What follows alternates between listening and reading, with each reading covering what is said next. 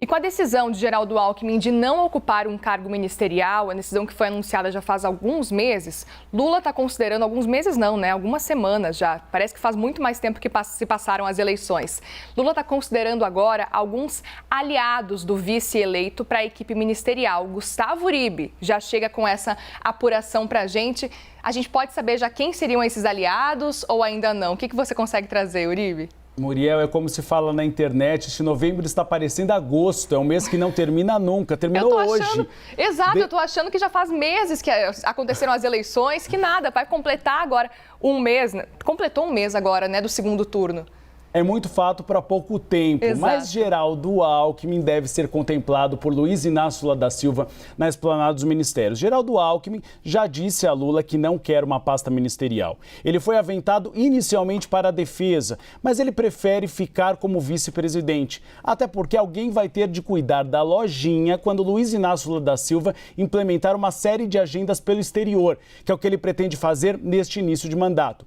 Por isso, Luiz Inácio Lula da Silva, como um agradecimento a Geraldo Alckmin por ele estar coordenando a transição de governo e também fazendo um aceno ao centro, deve contemplar pelo menos um aliado dele. Alguns nomes são cotados na equipe de transição. Um deles é Gabriel Chalita. Gabriel Chalita foi secretário municipal de Educação em São Paulo, foi deputado federal. Ele é cotado para o Ministério da Educação. Seria uma maneira de fazer um aceno ao centro. E mais, Gabriel Chalita é muito ligado ao movimento carismático católico. Então seria alguém que poderia ter um pouco mais de diálogo, tanto com evangélicos como com católicos. Evangélicos que, sua maioria, estiveram com Jair Bolsonaro nas eleições deste ano.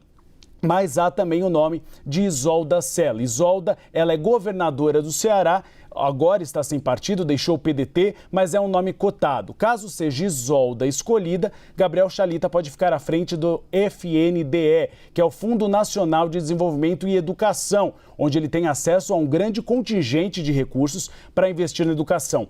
Outro nome que tem aparecido também, que poderia ser um nome ligado a Geraldo Alckmin, é do advogado eleitoral Anderson Pomini.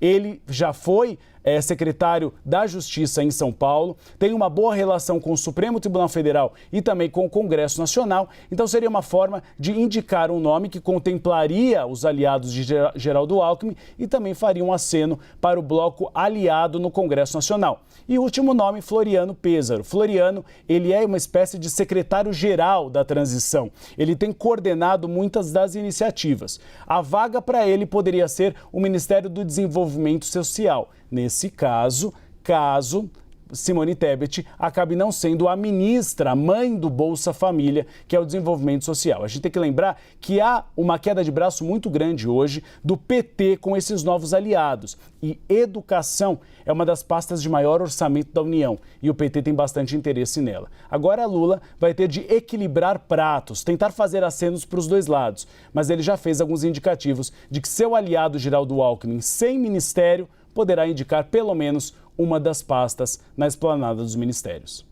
Perfeito. Certamente o mercado deve gostar disso, né? Afinal de contas, Geraldo Alckmin começando a não mandar, mas de repente indicar alguns nomes para outros ministérios. Aproveito para chamar a Basília Rodrigues para a gente seguir nesse papo justamente sobre isso. Basília, essa semana especulou-se, tinha até uma apuração do Poder 360 de que Geraldo Alckmin voltaria a ser cotado para ser ministro da Fazenda e Fernando Haddad, que até então era o nome mais forte, iria para o planejamento.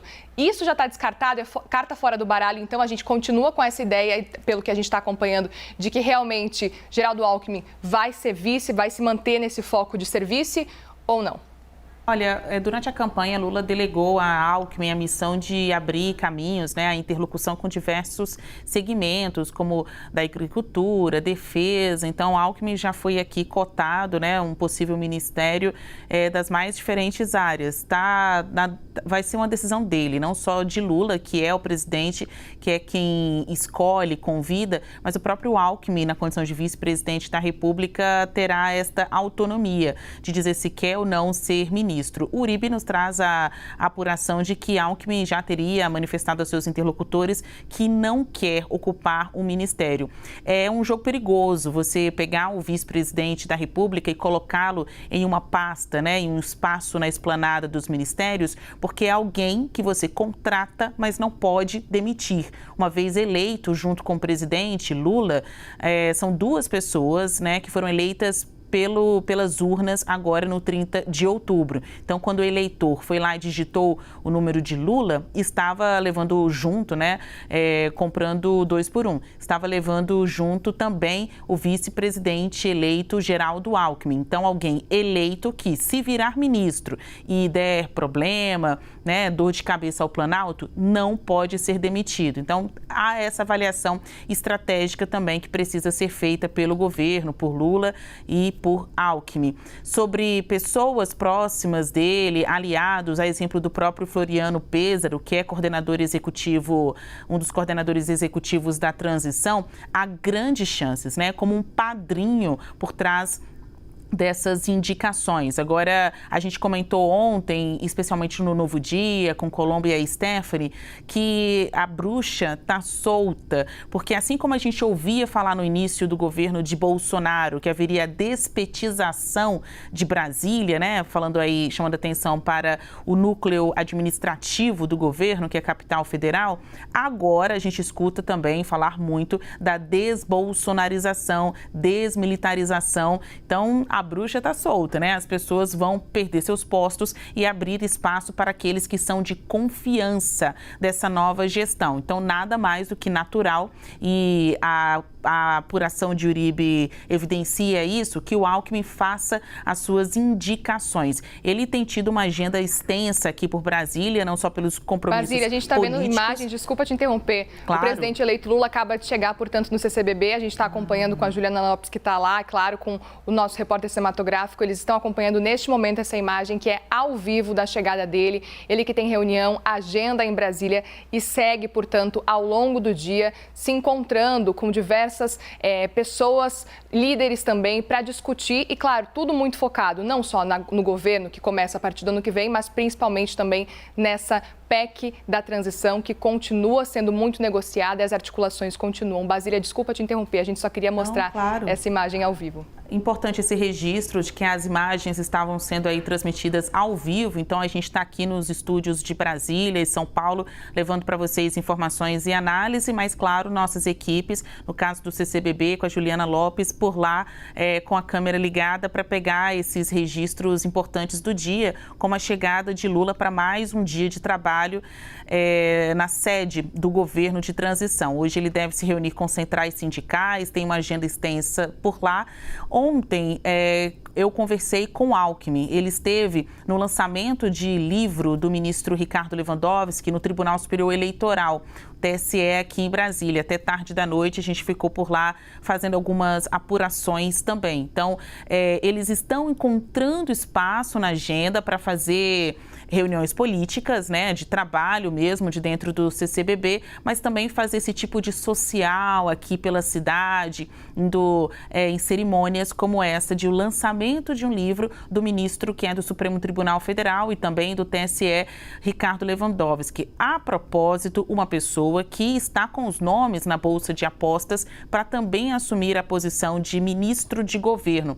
Lewandowski está chegando no finalzinho da sua magistratura, né, o tempo aí como ministro do Supremo. Ele completa 75 anos de idade no próximo semestre, vem aí a aposentadoria compulsória, então ele realmente vai se aposentar.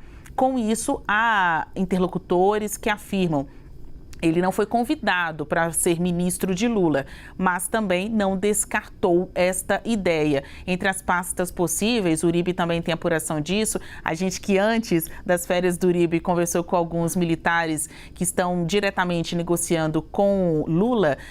Lula e Alckmin vão indicar um civil para essa posição de ministro da Defesa. E entre os cotados já se falou em José Múcio, ex-ministro do Tribunal de Contas da União, e também o próprio nome de Lewandowski. Então, ontem na cerimônia, um bastidor que a gente vem trazendo aí na CNN ao longo do dia, tinham pessoas do PT, o próprio Márcio Macedo, que é vice-presidente nacional do PT, tinham advogados mais alinhados, né, com o espectro da esquerda, e também se colocam ali como possíveis indicados a ministros de governo ou para assumir a vaga de ministro do Supremo Tribunal Federal, já que em 2023 vão ser abertas 2 vagas no STF, uma de Lewandowski e depois a de Rosa Weber, que é a atual presidente da Corte. Então foi um momento interessante para nós jornalistas de jantar tarde da noite, não, depois de um dia complicado de trabalho, não, brincadeira. Foi um momento interessante.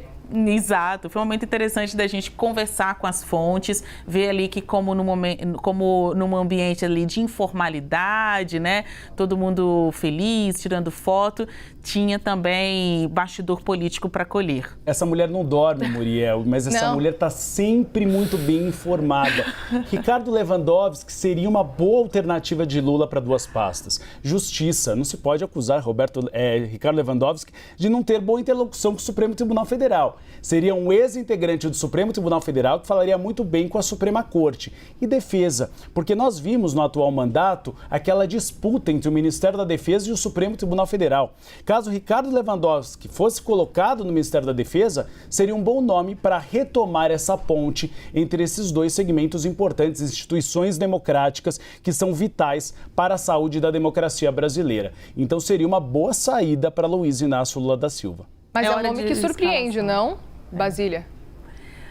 Olha, ele fecha um ciclo de vida agora, né? Sim. Depois de décadas na função de juiz e ministro do STF, ele passou 16 anos como ministro da Suprema Corte. Ontem ali, na hora de assinar o livro, né? Eu tive a oportunidade de conversar rapidamente com o ministro.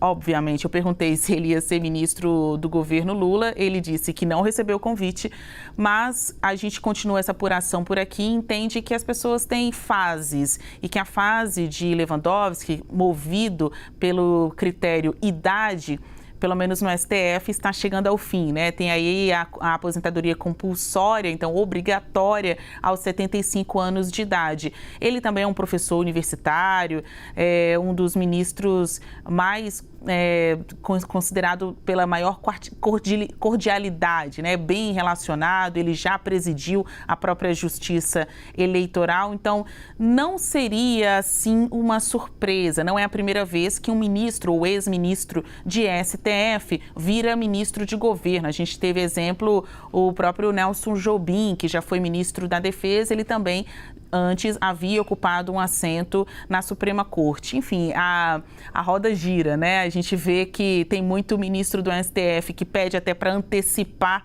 a sua aposentadoria para viver de advocacia, de pareceres, de palestras. Se até o juiz principal da Lava Jato depois virou ministro de governo e hoje é senador da República pelo Paraná, aceita-se currículos, né? Todo mundo aí pode ser um ministro. Uma última observação, política é feita de gestos. Não recebi convite é diferente de não serei ministro. Exato. Então que a gente fique atento a esses gestos políticos.